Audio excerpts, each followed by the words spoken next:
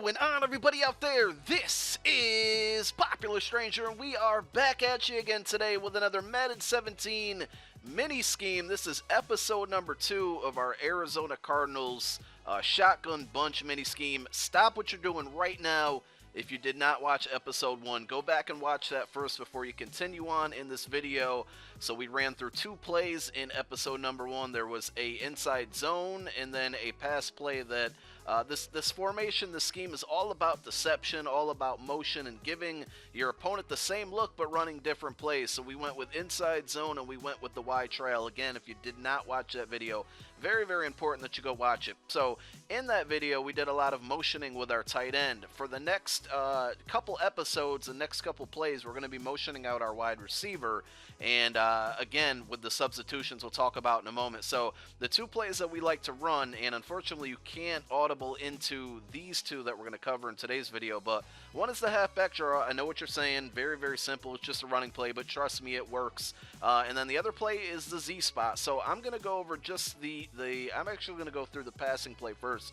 So we're going to go through Z spot here. We'll just go against random defense. Now the setup, if you're playing MUT or even if you're playing just regular online head-to-head, I typically like to have my best receiver on the outside. So you see we have Deshaun Jackson over there on the outside. I usually like my best receiver, which in my opinion for the Redskins right now would probably be Pierre Garçon. I like to have him at the top of that trips formation. In the first episode, we used the Falcons. We had Julio Jones there. And then you want a good route runner and probably a taller receiver, a good run blocker on the outside left. We had to settle for Jamison Crowder out there, but he's a pretty good up-and-coming wide receiver.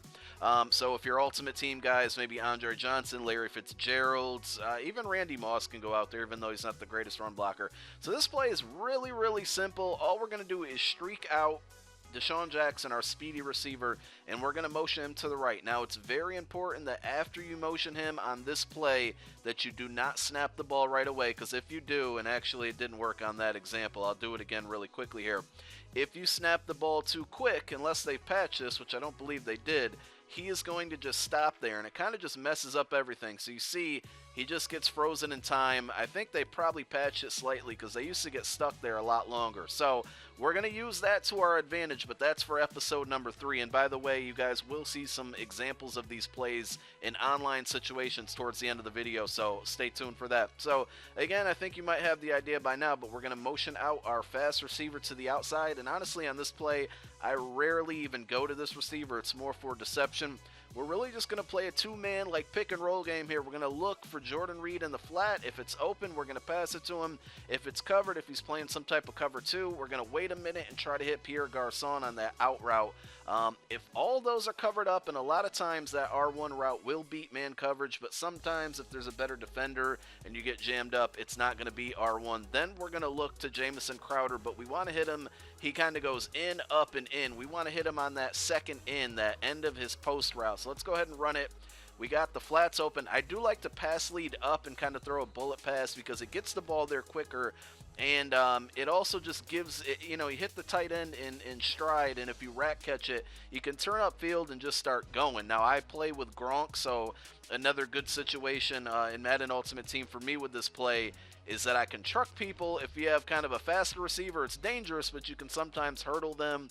But the computer's giving me the flats all the time here. This looks like it could be a little bit of man coverage, so hopefully we get an example of either the R1. So see, the coverage is kind of tight over there, so that's when I like to look over to that post on the opposite side of the field. And the cool thing about that post is that if you run this play enough, if you're playing somebody who likes to user control, maybe a linebacker or a safety, they're going to start cheating to the right, and that's where they come vulnerable on that left side of the field.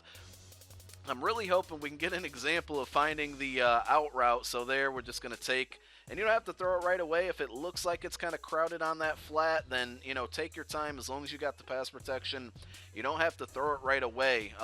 If it looks crowded over there, if you don't want to risk the pass, you don't want to throw something into a cover 2, just wait and see if that tight end gets open. So here comes another situation where we're going to be able to hit the tight end.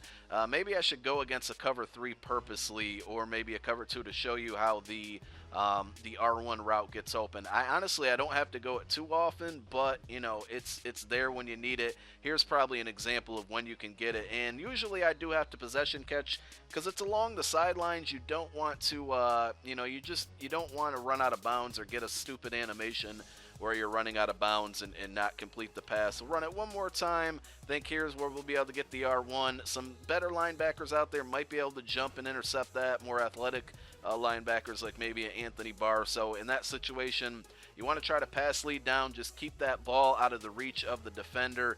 Here's a great example where we'll hit our flat. We probably could have waited and held on to that and hit the R1.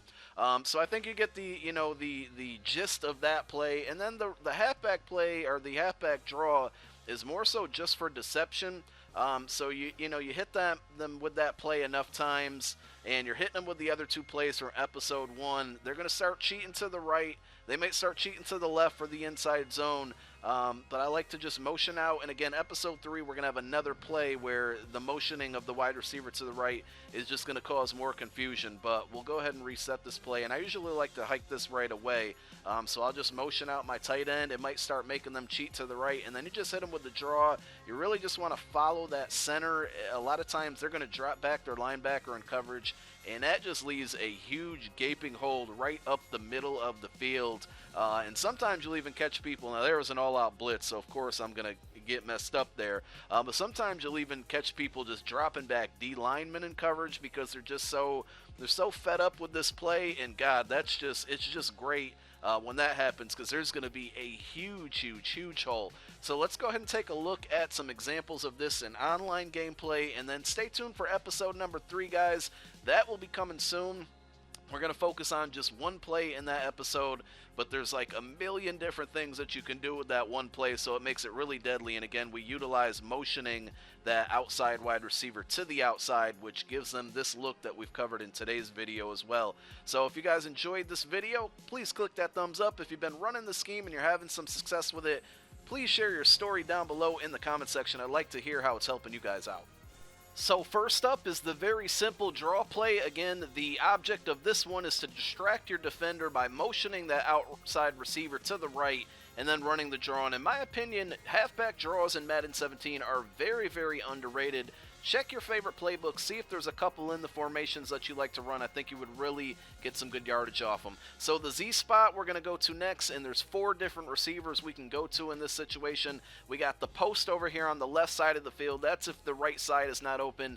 Next up, we're going to hit the flat a couple times to our tight end. Remember to bullet pass and pass lead up, and try to do a rack catch as well. If you got some green in front of you, you're going to be able to pick up a ton of yak yardage. And if you got a big tight end like Gronk, you can try to truck people over to get those extra yards.